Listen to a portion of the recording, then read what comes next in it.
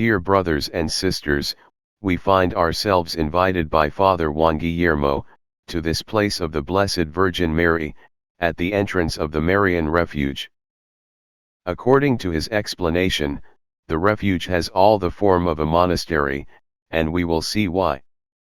It is a place that, just by looking at it, or just by passing by, one can perceive the atmosphere of a convent, of a place of prayer. Above all, because of the religious images. Especially, this image of the Blessed Virgin of Guadalupe, very beautiful. We know that the people who pass by this place stop here, in this little place, to pray. Several people have been seen praying, bringing flowers, especially on December 12th. The faithful of the area, come to bring their candles and flowers, as we can see at this moment. They have placed these little pots with flowers, as a sign of their love and pious devotion to the Mother of God. The neighbors know that this is a place of spirituality, in which one breathes all this atmosphere of prayer and encounter with God. We would like to give you a little tour of the place.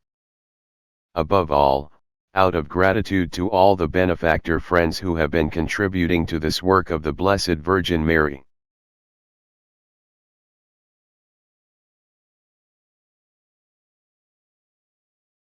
Let's begin our tour through the wilderness.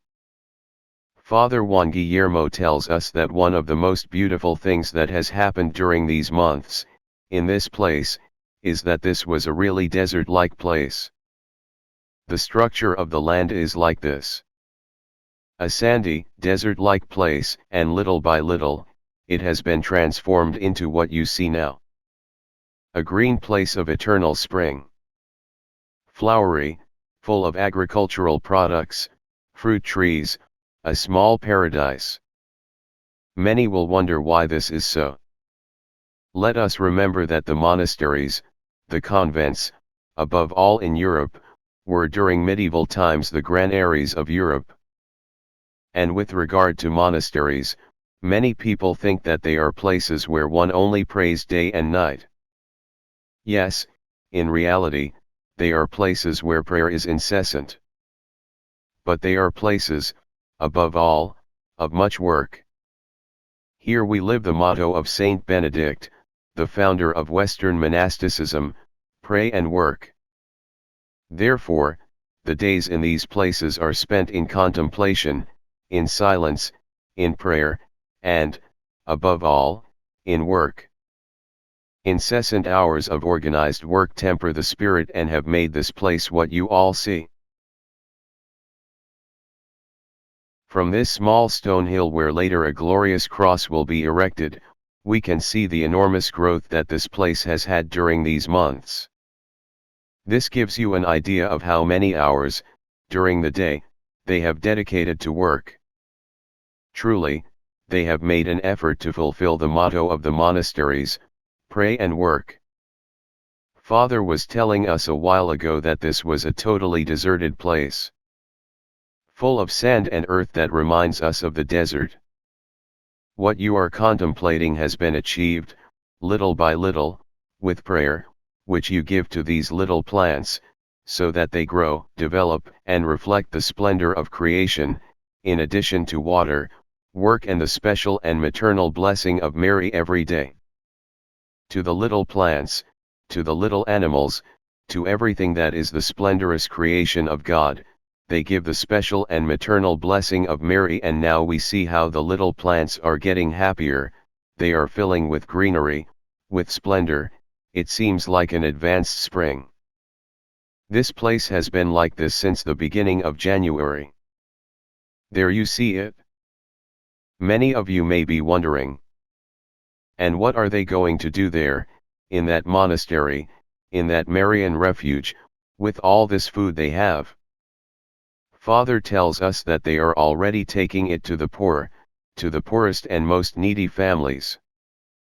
Personally, they are taking it to the neediest families. This, too, is the characteristic of the monks. They do not work to trade and sell, but they work to subsist, and what they do not manage to eat they are taking, little by little, to the poorest and neediest people. For this community, the creation of this place has been a manifestation of divine providence. Here, we can see what is the internal part of each one of the hermitages. It has a kind of workshop or workplace. Normally, here in this place, the exercitant or monk spends the afternoon hours after sunset, or in the winter time, in the northern latitudes, or in times of heavy rains, when it is not possible to work outside. This place becomes the working place. Here, normally we prepare all the seedlings that later are transferred to the orchard, or some seedlings that are destined to a kind of greenhouse, and that do not resist the external environment because of pests, bad weather, or other factors that do not allow them to grow outdoors. Here also, you can see that there is a space where the tools, pesticides, fertilizers, and the tools used for fertilizers are kept, as well as all the work and cleaning implements. Here you see a device that will seem a little strange to many. What is it, you may ask? It is a dehuller machine. Given the characteristics of the state of Morelos, Mexico, which gathers diverse species, where the tropical and the seasons of the year are combined, among the cultivable species characteristic of this place, we find coffee, yucca, plantain, among others, which are purely tropical products. Therefore, it is precisely in order to dehull the coffee pulp that they use this dehuller. Here you can see the irrigation pump. Also, within the characteristics of hot zones, such as this part of the state of Morelos, there is the presence of pests. For this reason, it is necessary to be continuously caring, watering, and using various products and safe methods, to protect the plants and the environment. As you can see, this place has all the form and spirituality of a monastery. It is a place built in stone, but with stained glass windows, which make us feel like we are inside a church, and in a place of prayer, in a sacred place. You can see it there. Precisely, because there are people who have been asking him what the wayside shrines are and what they are like. It has been Father Juan Guillermo's wish that you know what the inside of a hermitage is like. You will see, then, that inside, there is a room, a small room, where the priest or monk normally attends to spiritual direction, celebrates the Eucharist and carries out his prayers, which we will explain to you in a moment. Father Juan Guillermo explains what these Marian places are like, introducing us to the lifestyle lived by the people who retire to these Marian places, which are types of monasteries for lay people, but are commonly known as Marian refuges. Well, we are at the beginning of a journey. And how is the journey lived? Normally, in these shelters people get up before 6 a.m.